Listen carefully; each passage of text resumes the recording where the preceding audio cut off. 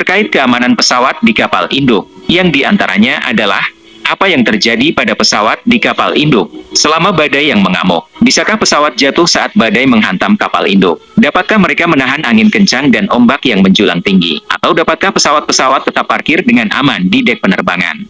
Hai, terima kasih telah mengklik video ini. Kesempatan kali ini kita akan mereview ya suatu channel APP Film yang mana akan menyajikan keadaan atau kondisi pesawat jet tempur Amerika Serikat ya di kapal induk, di mana kondisi laut waktu itu sedang bergejolak. Mari kita ikuti beritanya. Pernahkah kalian bertanya-tanya, apa yang terjadi pada pesawat di kapal induk selama badai yang mengamuk? Dapatkah mereka menahan angin kencang dan ombak yang menjulang tinggi? Dapatkah pesawat-pesawat tetap parkir dengan aman di dek penerbangan? So, kencangkan sabuk pengamannya dengan baik, dan marilah kita berpetualang. Saat menjelajahi teknologi yang luar dan rekayasa yang dilakukan oleh Angkatan Laut untuk memastikan pesawat tetap aman di dek penerbangan kapal induk, bahkan dalam menghadapi kondisi yang paling ekstrim, sebenarnya pesawat sudah dipastikan benar-benar aman di dek penerbangan. Walau ada kemungkinan juga, pesawat akan jatuh dari dek penerbangan.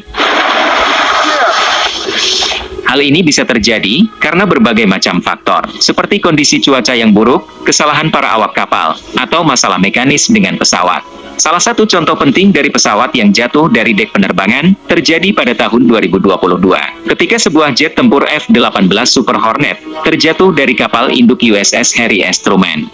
Nah, ini kawan-kawan sekalian ya. Jadi ada kecelakaan pesawat itu ya, jatuh dari dek penerbangan kapal induk.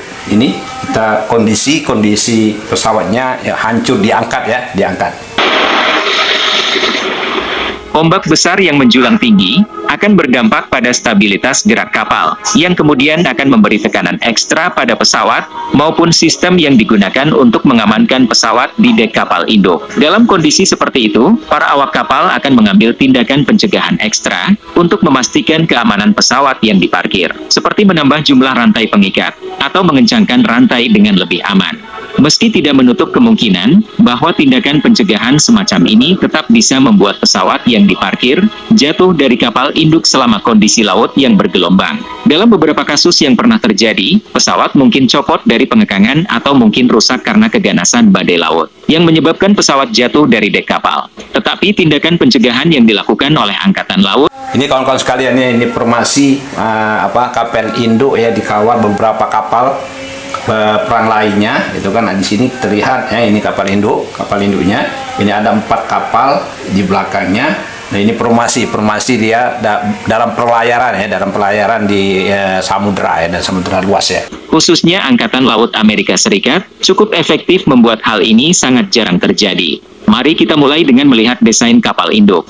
Kapal induk adalah kapal datar besar yang dirancang khusus untuk membawa dan meluncurkan pesawat dengan panjang rata-rata lebih dari 1000 kaki. Panjang geladak kapal induk itu 1000 kaki ya, 1000 kaki. Dan memiliki dek penerbangan besar yang memanjang dari haluan kapal hingga ke buritan. Flight deck adalah tempat pesawat lepas landas dan mendarat, juga menjadi tempat pesawat diparkir dan disiapkan untuk misi selanjutnya. Kapal induk biasanya dibangun dengan kuat dan kokoh. Geladaknya terbuat dari baja bertulang yang dihasilkan oleh angin serta gelombang badai. Selain itu, kapal induk dilengkapi dengan seperti sistem stabilisasi dan penyeimbang yang membantu menjaga kapal tetap stabil, bahkan dalam kondisi paling ekstrim sekalipun. Nah, ini kawan-kawan, ini formasi pengawalan kapal induk ya, terlihat lebih jelas ya. Kalau dari ini sebelah depan, di belakangnya itu banyak lagi kapal-kapal lain, kapal-kapal pendukungnya ini kan, kapal-kapal pendukung. Jumlah pesawat yang dibawa oleh setiap kapal induk juga bervariasi, tergantung pada model dan ukuran kapal induk tersebut. Namun secara umum, kapal induk Angkatan Laut Amerika dirancang untuk membawa banyak pesawat, mulai dari jet tempur hingga helikopter pengangkut. Misalnya yang terbaru, kapal induk Angkatan Laut Amerika Serikat, kelas USS Gerald R. Ford, yang dirancang untuk membawa pelengkap hingga 75 pesawat. Sebelumnya, kelas USS Nimitz memiliki pelengkap yang sedikit lebih kecil, dengan kemampuan membawa hingga 70 pesawat.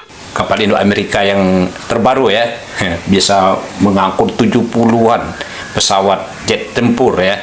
Luar biasa ya. Salah satu tantangan utama selama beroperasi di laut, yaitu menjaga pesawat-pesawat tetap di tempat. Saat terjadi badai laut yang memicu angin kencang, hujan lebat dan gelombang besar, yang dapat membuat pesawat-pesawat tersebut sulit untuk tetap stabil di dek penerbangan. Namun, kapal induk dilengkapi dengan beberapa fitur untuk mengantisipasi kondisi semacam ini. Hal pertama yang mesti kita perhatikan tentang kapal induk adalah kabel penahan beban besar yang digantung di dek penerbangan. Kabel penahan ini digunakan untuk menghentikan laju pesawat saat mendarat di dek penerbangan. Kabel penahan ini terbuat dari bahan yang kuat dan ringan, yang mampu menahan gaya pendaratan pesawat dan menghentikannya dengan cepat saat pesawat mendarat di dek penerbangan. Salah satu kabel penahan ini akan tersangkut dengan pengait ekor yang terpasang di perut pesawat. Kabel penahan kemudian akan memperlambat laju pesawat hingga berhenti sebelum mencapai ujung dek penerbangan.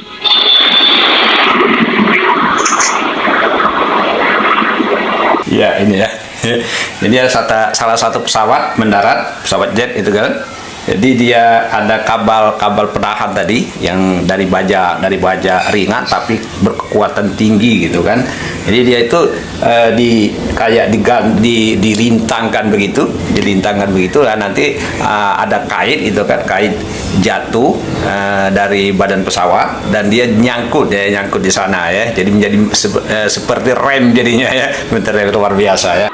Fitur kunci lain dari kapal induk adalah penggunaan rantai pengikat yang tidak digunakan. Rantai ini dipasang ke pesawat dan kemudian dijalankan melalui lubang logam besar yang dibaut ke dek penerbangan. Rantai pengikat dikencangkan untuk memastikan pesawat tetap aman dan tidak akan bergerak saat terjadi badai. Selain itu, kapal induk juga menggunakan chocks, yaitu balok kayu atau karet berukuran besar, yang diletakkan di depan dan belakang roda pesawat agar tidak bergerak maju atau mundur. Selain pengekangan fisik tersebut, kapal induk juga menggunakan teknologi canggih untuk menjaga pesawat mereka tetap di tempat selama badai. Misalnya, kapal induk memiliki sistem propulsi canggih yang memungkinkan mereka bergerak melalui air dengan kecepatan tinggi dan mempertahankan jalur yang stabil. Sistem propulsi dikendalikan oleh sistem komputerisasi yang dapat menyesuaikan kecepatan dan arah kapal secara real-time. Untuk mengkompensasi perubahan kondisi ini membantu meminimalkan efek badai dan menjaga dek penerbangan tetap stabil. Teknologi penting lainnya yang digunakan kapal induk adalah sistem pemantauan cuaca yang sangat canggih. Sistem ini merupakan komponen penting dari operasi kapal modern. Jaringan sensor dan instrumen yang mengumpulkan data tentang kecepatan angin dan tinggi gelombang, serta tekanan barometrik dan parameter cuaca utama lainnya. Informasi ini kemudian digunakan untuk membuat perakiraan cuaca secara real-time, sekaligus untuk memberitahu para awak kapal mengenai informasi yang mereka butuhkan, sehingga para awak kapal dapat membuat keputusan yang tepat tentang pesawat yang akan dioperasikan. Jadi semuanya ya, waktu cuaca dan sebagainya itu dikontrol melalui komputerisasi ya. Luar biasa ya kapal induk Amerika Serikat ini ya. Kru kapal induk memainkan peran penting dalam memastikan keamanan pesawat yang diparkir. Mereka dilatih untuk merespon dengan cepat dan secara efektif untuk setiap potensi ancaman, dan mereka bekerja tanpa lelah untuk menjaga keamanan pesawat di dek penerbangan, bahkan dalam kondisi cuaca paling keras. Inti dari upaya ini adalah pelatihan ekstensif yang diterima oleh para awak kapal sejak mereka bergabung dengan anggota kru Angkatan Laut. Prosedur dan protokol yang digunakan untuk mengamankan pesawat ke geladak kapal, dan mereka dilatih dalam penggunaan peralatan serta sistem yang digunakan untuk mengoperasikannya. Pelatihan ini terus berkelanjutan, di mana para anggota kru akan diuji dan dievaluasi secara berkala untuk memastikan bahwa keterampilan mereka up to date dan supaya mereka selalu siap menanggapi keadaan darurat. Jadi awak-awak kapal Indu ini rupanya selalu setelah rutin mengadakan pelatihan-pelatihan itu kan.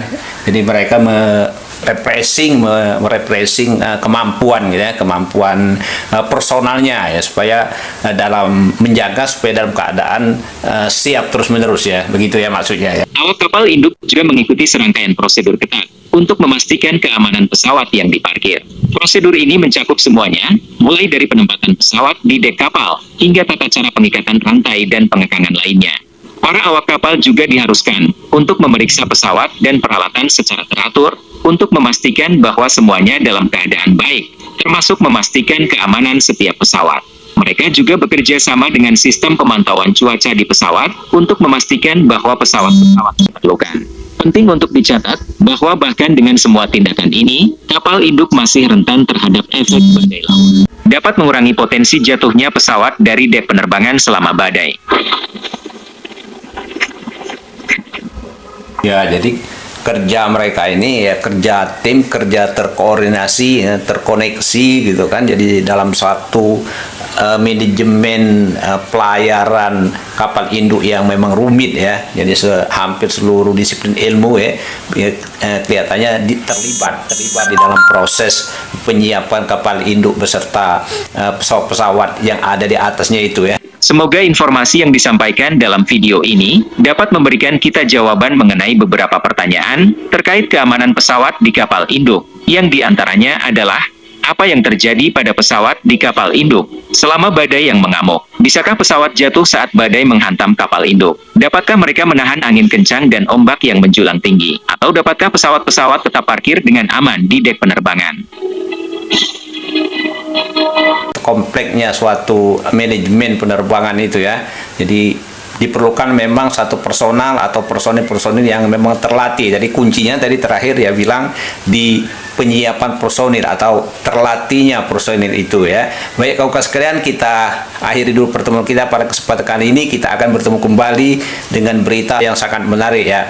Terima kasih, salam aspirasi. Sampai jumpa.